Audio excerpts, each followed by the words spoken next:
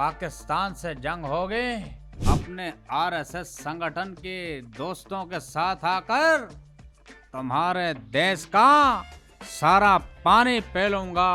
मुझे ये बताइए आपकी तालीम कितनी है? मेरी तालीम है फौज। और मैं समझा नहीं मोदी जी, खुद क्या? खुद यानी के PhD। अच्छा, आपने ये खुद किया है और लोग कह रहे हैं कि ये भी जाली खुद है। हमारी खुद तो 100% शुद्ध है। आपने इंडिया के लिए आज तक किया क्या है? मेरा बताता है घोड़ा। जय शाह से कैसे ताल्लुकात हैं आपके? अरे आपको नहीं पता, हम इतना साथ रहे हैं, अब तो मुझे शक हो रहा है कि कहीं अमित शाह गर्भवती तो नहीं। बकरी क्यों पाली है, सही बताइए। मैं खुद एक बकरा हूँ। कहाँ से बकरे हैं यार, आप इंसान हैं। अरे जब भी मैं अपनी जनता को तकरीर करता हूँ, वो कहते हैं मोदी बकरा है, मोदी बकरा है। जनता तंग बैठी है कि कब आप जान छोड़ेंगे। क्या इतना बुरा हूँ मैं अपने पाकिस्तान का एजेंट हूँ। अब तुम चारों तरफ से घिर चुके हो, तुम पर सर्जिकल स्ट्राइक का वक्त होने वाला है। ये आपने क्या किया?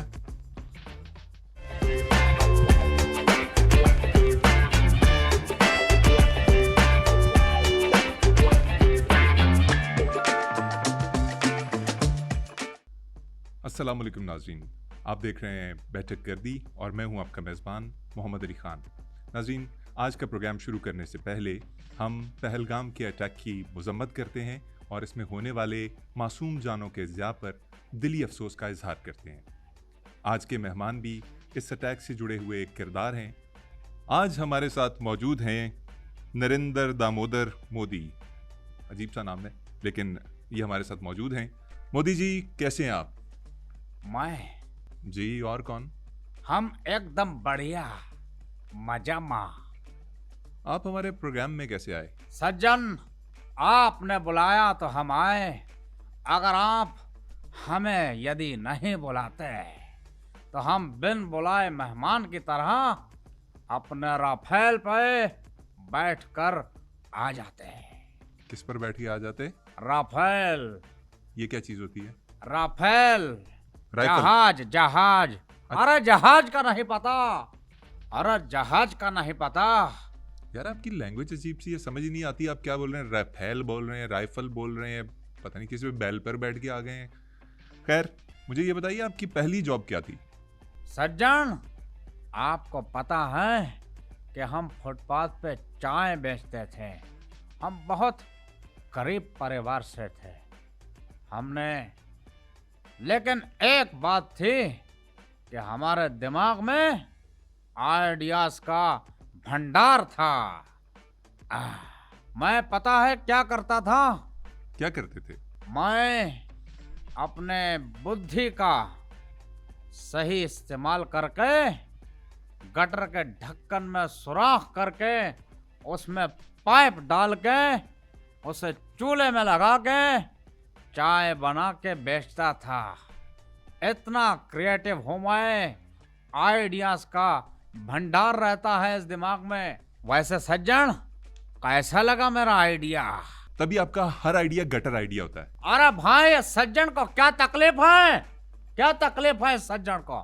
आप वो सांप हैं जो अपने बच्चे खुद खा लेता है। अरे ओ भाई साहब, गलत बात कर रहे हैं। अपने अल्फाज वापस लीजिए। मैंने क्या गलत बात कह दी?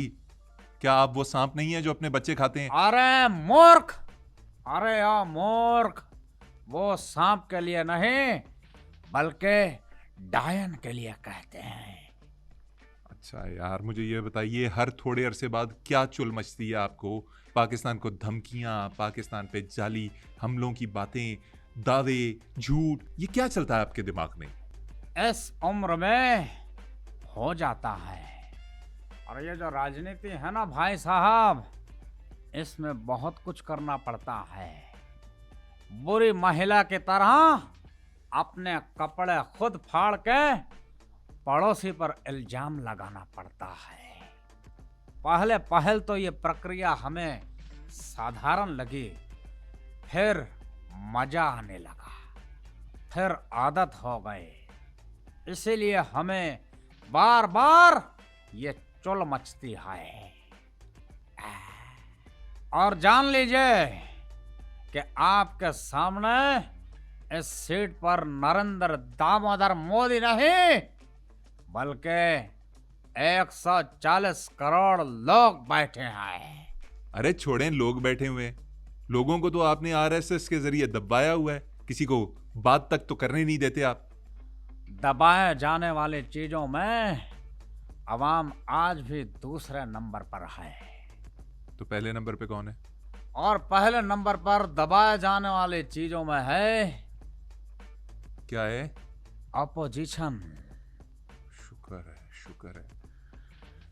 मुझे ये बताइए कि आपके ऊपर इल्जाम है कि जब भी बीजेपी की गवर्नमेंट आती है, इंडिया पर कोई ना कोई अटैक हो जाता है।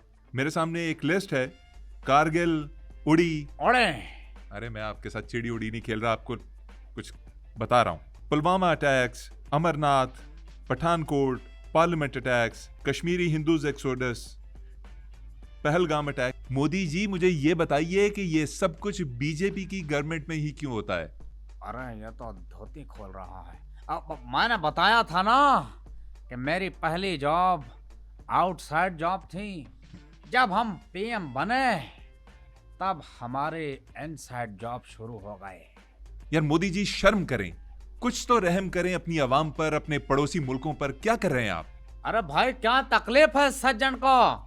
क्या तकलीफ है? मजा नहीं आ रहा। मुझे ये बताइए कि आपकी शादी हुई, मगर आपने उस शादी को मानने से इनकार कर दिया और उसके बाद फिर दोबारा कभी शादी नहीं की। क्या चक्कर था? अरे भाई साहब, जिस व्यक्ति के बेवे के नाम में बहन आ जाए तो उससे कहाँ शादी होती है। और वैसे भी वो हमारी जबरदस्ती की शादी थी, हम उसे वैसे भी नहीं मानते हैं। अच्छा, तो पूरे कश्मीर के साथ जो आप जबरदस्ती कर रहे हैं उसके बारे में क्या ख्याल है? तुम जैसा फिलोसोफर मट्टी खाता है मगर निकलता किसी ना किसी देश का एजेंट है। हाँ तो क्या है, मैं अपने पाकिस्तान का एजेंट हूँ, इसमें कौन सी बुरी बात है? अरे क्या बात कर रहे हो? तुम एजेंट हो?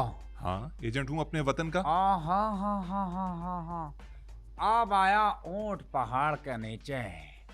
अब तुम चारों तरफ से घिर चुके हो। तुम पर सर्जिकल स्ट्राइक का वक्त होने वाला है। अभी तुम पर सर्जिकल स्ट्राइक करता हूँ, बचकर नहीं जा पाओगे। कहाँ तक भागोगे? सर्जिकल स्ट्राइक होने वाली है। ये आपने क्या किया? असल में मेरा पेट खराब है। मैंने गटर के पानी का गोलगप्पा खा लिया था। यार आप मेरे स्टूडियो में आके इस तरह की सर्जिकल स्ट्राइक्स और वो भी केमिकल वॉरफेयर वाली ना करें यार, प्लीज।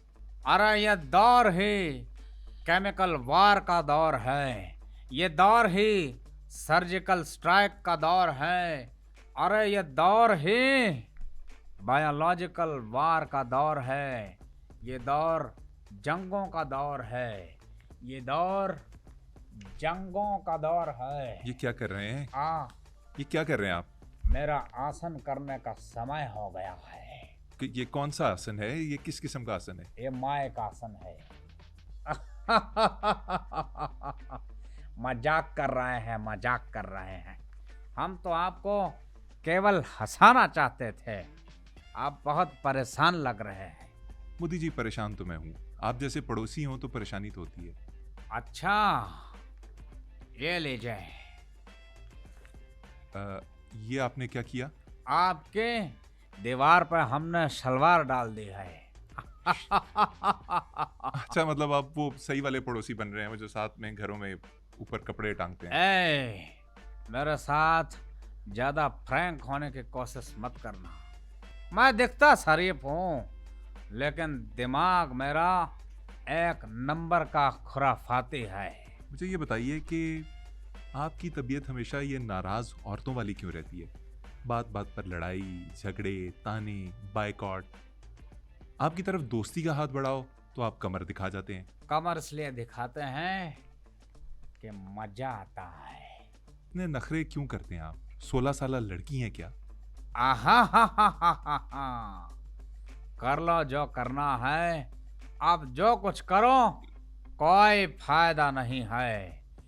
आपके साथ जो हम करने जाएंगे वो पूरा विश्व देखेगा। आपने शायद हमारे रक्षा मंत्री राजनाथ की स्पीच नहीं सुनी। सुनी थी, स्पीच तो नहीं थी, स्क्रिप्ट था सारा। बहनों भाइयों, हम बहुत जल्द उस स्क्रिप्ट का बॉलीवुड में उपयोग करेंगे। और ये चेतावनी है, समझे कि नहीं? नो डाउट मोदी जी, आप स्टोरीज बनाने में तो माहिर हैं, लेकिन आपकी स्टोरीज फ्लॉप हो जाती हैं। मगर इस बार फ्लॉप नहीं होगे। जी पता है भाई साहब, फ्लॉप नहीं होगी, डेड फ्लॉप होगी। अरे भाई साहब, इस सज्जन को क्या तकलीफ है? क्या तकलीफ है इस सज्जन को? यार मुझे ये बताइए मोदी जी कि आपने 2019 में पाकिस्तान पर सर्जिकल स्ट्राइक का दावा किया। पाकिस्तान के हिसाब से ये फेक ड्रामा था। अरे भाई साहब, हमने स्ट्राइक किया था, आए शपथ। हमने 2019 में भी स्ट्राइक किया था, जब आपके देश ने हम पर हमला किया तो हमने अपनी वायु सेना, जल सेना, जमीन सेना, उन सब के बड़ों को बुलाया और कहा कि हम सर्जिकल स्ट्राइक कब करेंगे। अच्छा जी, फिर क्या हुआ? उन्होंने कहा कि मोदी जी, हमला मुमकिन नहीं, क्योंकि आज बादल हैं। हमने उन्हें पता है क्या कहा? क्या कहा? आप बादल का बेनिफिट उठा के, बारिश का बेनिफिट उठा के, मौसम की खराबी का बेनिफिट उठा के रडार से बचते बचाते स्ट्राइक कर दें। रडार में जहाज नजर नहीं आएगा। मोदी जी बखरे साइंसदान है आप। ये किसने आपको कहा कि बादलों में जहाज नजर नहीं आता रडार पर? हमारे बुद्धि ने कहा। आपकी बुद्धि में मतलब मैं क्या अब आगे से बोलूं? अरे नहीं खान साहब, हम जो कह रहे हैं उसे समझिए कि हम कह क्या रहे हैं। क्या कह रहे हैं? आप सिर्फ कल्पना कीजिए कि एक जहाज बादल को सरकाए हुए आपके सेना से बचते बचाते नीचे बॉम्ब गिरा रहा है। क्या मंजर होगा। बहुत खूबसूरत। आह, रडार को चकमा देने वाला आइडिया अवश्य हमारा था। हमारी सेना तो परेशान थे, वो तो हम रडार से बच जाने का गुर नहीं बताते तो मुश्किल होता। बहरहाल हम उसके बाद इंतजार करते रहे। हमने टीवी देखा, न्यूज पढ़ डाली, लेकिन स्ट्राइक की खबर नहीं आई। फिर हमने तुरंत अपने सेना को फोन घुमाया और पूछा कि स्ट्राइक क्यों नहीं हुई। उन्होंने कहा कि सर्जिकल स्ट्राइक है। हम उसका ये उत्तर समझ गए कि कल हड़ताल है। बदकिस्मती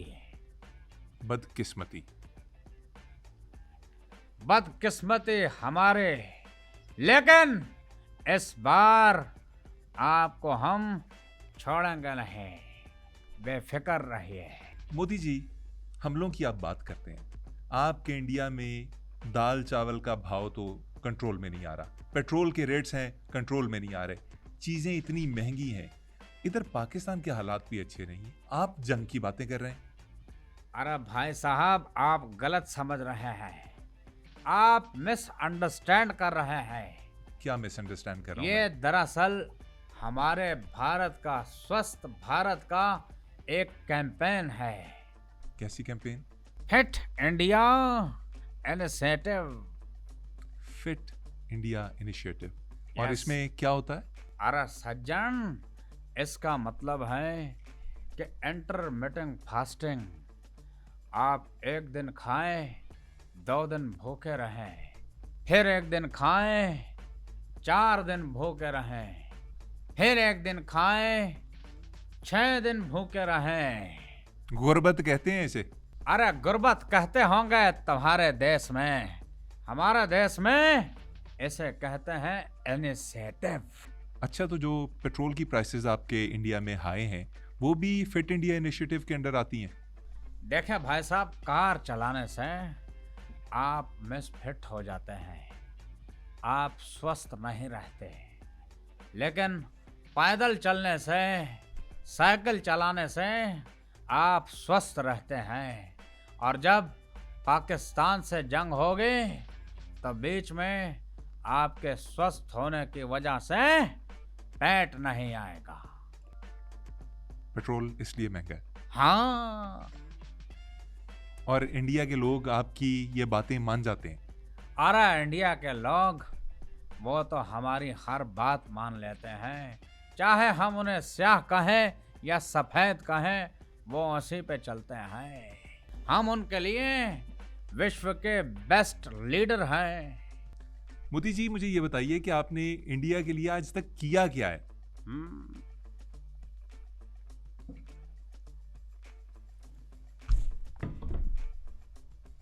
ये क्या है? मेरा बताता है घोड़ा।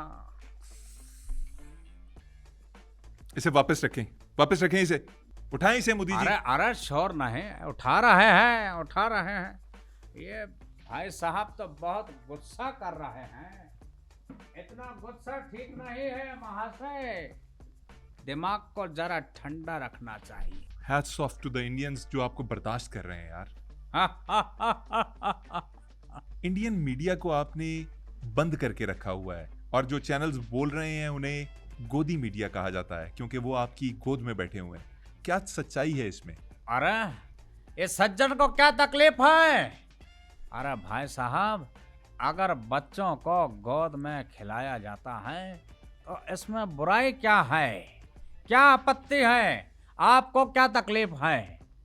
अच्छा, मुझे तकलीफ, मैं एक मीडिया का स्टूडेंट हूँ, मैं खुद मीडिया में हूँ, तो मुझे तकलीफ होती है जब मेरे भाई बहनें जो आपके देश में काम कर रहे हैं जब वो जेलों में सड़ेंगे तो मुझे तकलीफ होगी ना। अरे भाई साहब, इस सज्जन को क्या तकलीफ है? देखो मेरे बात सुनो। बात यह है कि बड़े बड़े पत्रकार जेलों में गए हैं। आप यूं समझिए कि वो जेल इंटर्नशिप के लिए गए हैं। किसके लिए? Internship, internship. इंटर्नशिप ये उसके लिए गए हैं और मजबूत पत्रकार बनकर निकलेंगे और देश की सेवा करेंगे। बल्कि हमारे देश में हम एक और इनिशिएटिव लेकर आ रहे हैं। वो क्या? माँ की कोक स्टूडियो। भैंस की आंख स्टूडियो। भाई क्या आप बोली जा रहे हैं? मोदी जी, आप जब गवर्नमेंट में आए तो आपने वादा किया था कि आप एक साल में 2 करोड़ नौकरियां पैदा करेंगे। 10 साल से आप इंडिया के ऊपर काबिज हैं। मुझे ये बताइए कि 20 करोड़ नौकरियां कहाँ गईं? अरे भाई साहब, आप पूछिए युवा को कि उन्हें नौकरियां चाहिए भी कि नहीं। अगर नौकरियां नहीं चाहिए यूथ को तो फिर वो क्या करेंगे? एंटरप्रेन्योरशिप। एंटरप्रेन्योरशिप। हाँ वही। एंटरप्रेन्योरशिप में बड़ा फायदा है। पढ़ लिख कर क्या करेंगे? वही एक बंदे के सारे जिंदगी के गुलामी। सुबह उठो, शाम को आओ, फिर सुबह उठो और शाम को जाओ। बस यूं ही एक आदमी अपनी जिंदगी गुजार देता है। तो मैंने 20 करोड़ युवा को बचाया है। कैसे बचाया? क्या करेंगे वो? स्वयं का कारोबार। और ये कारोबार कहाँ करेंगे वो? आपके पास विश्व की सबसे लंबी फुटपाथ है, 13 करोड़ किलोमीटर। और आपको पता है कि इसकी क्या सिग्निफिकेंस है? यदि आप बुद्धि से सोचें तो एक सड़क पर 2-2 फुटपाथ, यानी एक सड़क में 2 फुटपाथ के मजे।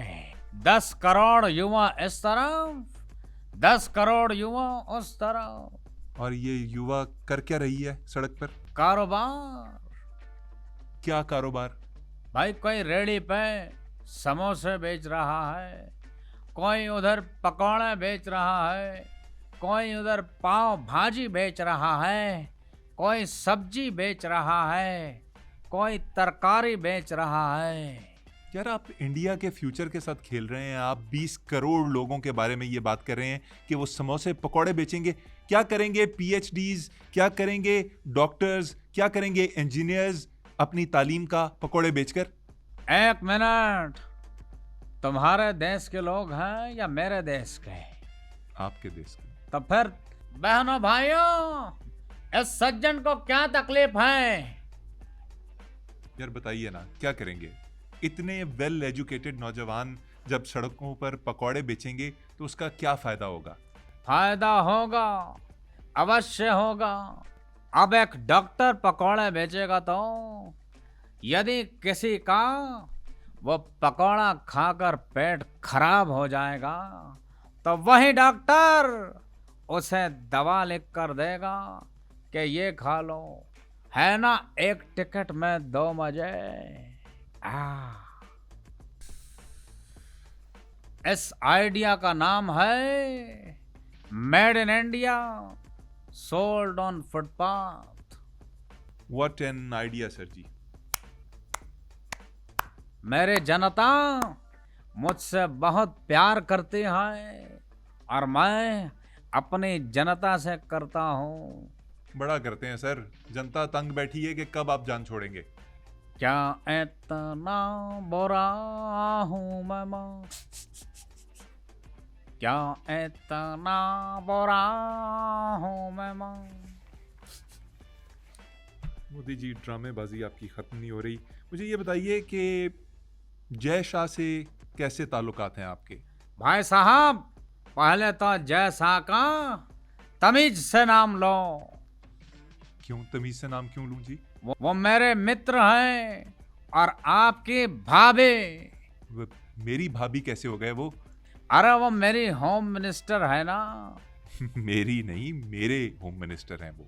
अरे आपको नहीं पता, हम इतना साथ रहे हैं, अब तो मुझे शक हो रहा है कि कहीं अमित शाह गर्भवती तो नहीं।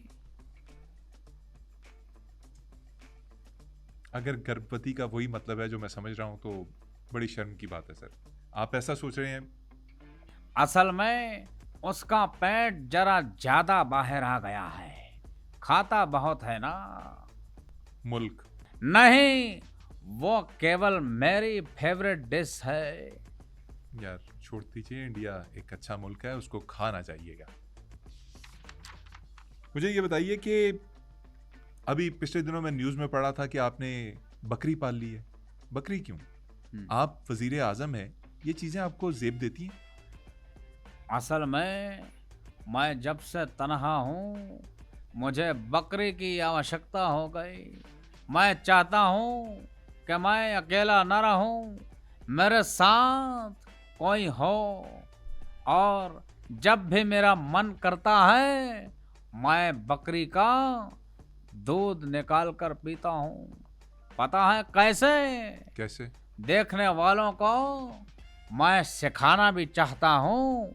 यदि आपके पास बकरी है तो उसका दूध आप कैसे निकाल सकते हैं, ऐसे। यार बकरी का दूध सारी दुनिया ऐसे निकालती है, आप ऐसे क्यों निकाल रहे हैं? अरे मेरी बकरी है, मेरी मर्जी, मैं चाहे जिस पोजीशन में उसका दूध निकालूं। तुम कौन होते हो मुझे बताने वाले? मजा नहीं आ रहा। मोदी जी मजा वाकई नहीं आ रहा। बकरी क्यों पाली है, सही बताइए। मैं खुद एक बकरा हूँ। कहाँ से बकरे हैं यार, आप इंसान हैं। अरे जब भी मैं अपनी जनता को तकरीर करता हूँ, वो कहते हैं मोदी बकरा है, मोदी बकरा है। मोदी जी, पाकिस्तान के साथ इतनी नफरत क्यों है आपको? अरे मेरा बस चले तो मैं बर्बाद कर दूं, निस्तो कर दूं, नाबूद कर दूं। यार तड़ियां लगाना तो सीख ले, निस्तो नाबूद कर दूं होता है। मेरे आपके लिए ये भी वॉर स्ट्रेटजी है कि मैं आपके इंटरनेट की केबल में गैस छोड़कर बटन दबाकर बूम कर दूंगा। इंटरनेट की केबल में गैस, वाह वाह, व्हाट अ स्ट्रेटजी सर जी। और क्या क्या प्लान है आपका पाकिस्तान के खिलाफ? मैं आपके ड्रामा इंडस्ट्री को बहुत नुकसान दूंगा। मैं आपके ड्रामा इंडस्ट्री की सुल्ताना आपा को अगवा कर कर लंका ले जाऊंगा और वहां उन्हें बिठाकर कहूंगा कि आज से आपने हमारे लिए ड्रामे बनाने हैं, क्योंकि भाई साहब आपके ड्रामे होते बड़े मजे के हैं। और क्या करेंगे? मैं किसी रात अपने आरएसएस संगठन के दोस्तों के साथ आकर तुम्हारे देश का सारा पानी पी लूंगा और फिर लगान फिल्म की तरह पानी के लिए तुम लोगों को हमसे मैच खेलना पड़ेगा, लेकिन हम मैच नहीं खेलेंगे, नहीं। अरे यार, मैच तो आप अभी भी नहीं खेलते, ना पाकिस्तान आते हैं ना कहीं और खेलते हैं। आईपीएल में हमारे प्लेयर्स तक को नहीं बुलाते। मैं जब तुम्हारे देश पे कब्जा करूंगा तो फिर मैं तुम्हारे बाबर आजम को विराट कोहली के साथ रनर बुलवाऊंगा और उसे इतना दौड़ाऊंगा कि उसके पसीने छूट जाएंगे। यार आपके आइडियाज आपकी तरह घटिया हैं। बाबर आजम और विराट कोहली बहुत अच्छे दोस्त हैं, वो कभी ऐसा नहीं करेंगे। आहा, उसका भी मेरे पास एक उपाय है। क्या उपाय है? Divide and rule. क्या क्या? Divide and rule. क्या करेंगे आप? मैं विराट से कहूंगा कि बाबर अनुष्का की कमरा बंद करके फिल्में देखता है। यार क्या ही घटिया आदमी पाए गए आप। अपन तो ऐसा ही चाहे। मुझे ये बताइए कि आप अक्सर कहते हैं 56 की छाती, 56 की छाती। कहाँ से 56 की छाती है आपकी? भाई साहब, दरअसल मेरी छाती 18 साल की उम्र में आना शुरू हुई थी। तो अब आप कितने साल के हैं? I am fucking 74। तो छाती 56 की कैसे हुई? मैं हूँ फकिंग 74 का, तो छाती 56 की हो क्या ना है। पाकिस्तान के बारे में और क्या ख्यालात हैं आपके? मैं तुम लोगों के गुजरात में अपने गुजरात वाला काम करूंगा। आप ना गुजरात कभी गए नहीं। वहां जूते बनते भी हैं और पड़ते भी बहुत हैं। आपसे ना एक बंदा नहीं संभाला जा सकता। चौधरी शुजात। चौधरी शुजात कौन? हाँ, वो पाकिस्तान का स्टीफन हॉकिंग। अरे यार कैसी बातें कर रहे हैं, उनके थोड़े से मसाइल हैं। अरे मसाइल नहीं, बहुत तेज आदमी है। क्या तेजी दिखाई है चौधरी शुजात ने आपको? एक दफा मैं उनकी प्रेस कॉन्फ्रेंस सुन रहा था। अच्छा। जनाब अपनी तकरीर कर रहे थे, मुझे कुछ समझ नहीं आया। मैंने मोबाइल रिकॉर्ड पे डाला और ऑडियो रिकॉर्ड करके अपनी फॉरेंसिक टीम को दी। अच्छा। बाद में जब उन्होंने उस आवाज को डिकोड किया, इतनी अश्लील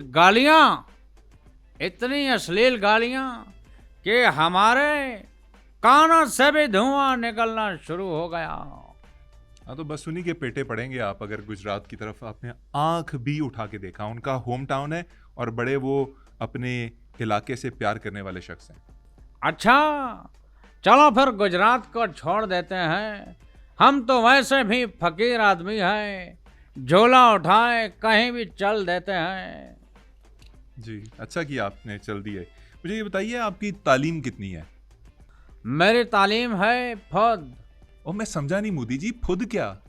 फौद माना, फौद यानी के PhD। यार, अच्छा आपने ये खुद किया है और लोग कह रहे हैं कि ये भी जाली खुद है। नहीं नहीं नहीं, ये तो सरासर हम पर इल्जाम है। हमारी खुद तो 100% शुद्ध है, असली है। हमारी खुद कभी नकली नहीं हो सकते। आप चाहें तो किसी भी व्यक्ति से चेक करवा लें, हमारी खुद असली निकलेगी। मोदी जी, आरएसएस में कैसे घुसे? क्या ताल्लुक है आपका आरएसएस से? आरएसएस से हमारी चाहत इतनी पुरानी है। एक दफा हमने सोचा कि हम अपने बाजू पे आरएसएस का टैटू बनवाएं।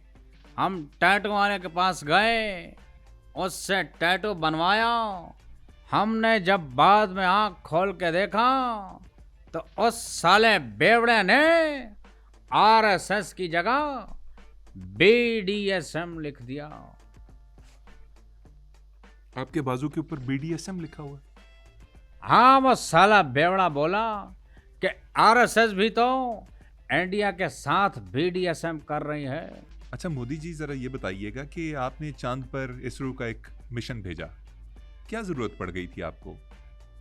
पहले जो मुल्क गए थे गलत गए थे, किसी और चांद पर गए थे, कुछ रिसर्च में कमी रह गई थी, क्या कर रहे हैं आप उधर? असल में भाई साहब, इसरो एक अनाथ बच्चा है। वो मेरे भावज का लड़का है। मेरे भावज ने इसरो का हाथ मेरे हाथ में दिया और कहा कि ओ मोदी, ये अब तुम्हारी जिम्मेवारी है, इसे अपने जैसा ना बनाना। लेकिन मैं ठहरा मोदी का मोदी। मेरे दुम 100 साल बाद भी टेढ़े के टेढ़े। अच्छा, जब इसरो 6 साल का हुआ ना भाई साहब, हमने इसरो की ट्रेनिंग शुरू कर दी। हमने आरएसएस के लौंडों के साथ उसे हिंदू, सिख, मुसलमान और पारसियों के इलाके में भेजा। उन इलाकों में इसरो से हमने धमकियां दिलवाई। अगर जिंदा रहना है तो मोदी जी कहना है, अब की बार मोदी सरकार, जो ना मानोगे तो होगा वार। भाई साहब, समय का पहिया चलता रहा। हम अपने कांडों में इतने बिजी थे कि पता ही नहीं चला कि कब इसरो ने मंगल ग्रह की दहलीज पे कदम रख दिया। ये क्या बकवास स्टोरी थी? हम ऐसे ही बकवास करते हैं, मजा नहीं आ रहा क्या? इतनी सीरियस डिस्कशन हो गई, कुछ मजाहिया, कुछ अच्छा वाकया, कुछ लाइट हार्टेड डिस्कशन करें। हाँ, क्यों नहीं, जरूर। मैं भी बोर हो रहा हूँ। बोर ना होइए, मुझे अपनी जिंदगी का कोई मजेदार सा वाकया सुनाइए। कोई दोस्तों की महफिल, कोई खुशगपियाँ, कोई इश्क माशूकी, कुछ ऐसा सुनाइए। भाई साहब, जवानी चीज ही ऐसी है कि इसमें इंसान के साथ किस्सा जुड़ ही जाता है। एक दफा अमित शाह, मैं और हमारे कुछ दोस्त कश्मीर हनीमून गए। हनीमून, लड़के? हमारे साथ एक लड़का लड़की का जोड़ा था। वो हनीमून करने गए थे हमारे साथ ही। अच्छा, तो क्या हुआ उसमें?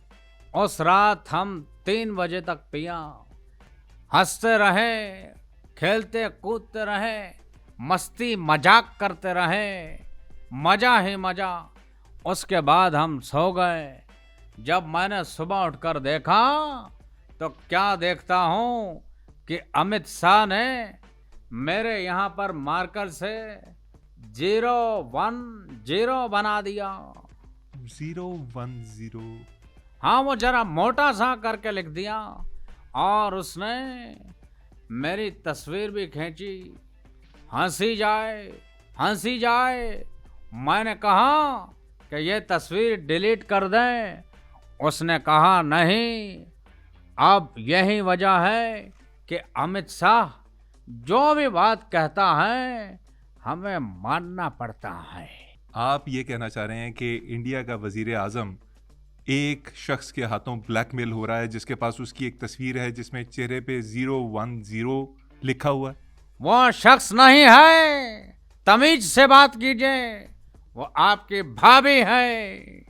मोदी जी, मेरा ख्याल में बहुत हो गया, इजाजत लेते हैं, प्रोग्राम बंद करते हैं। आप अपने घर को जाइए, मैं अपने घर को जाता हूँ। जरूर, लेकिन जाने से पहले मैं एक नजम की 2 पंखुड़ियां सुनाना चाहूंगा। जी, इरशाद। तुम बढ़ाओ दोस्ती का हाथ, बात तो अच्छी है, क्या बात है। और देश में मेरे जो भी कांड हुआ, मित्रों, देश में जो भी मेरे कांड हुआ उसमें केवल मेरा हाथ है।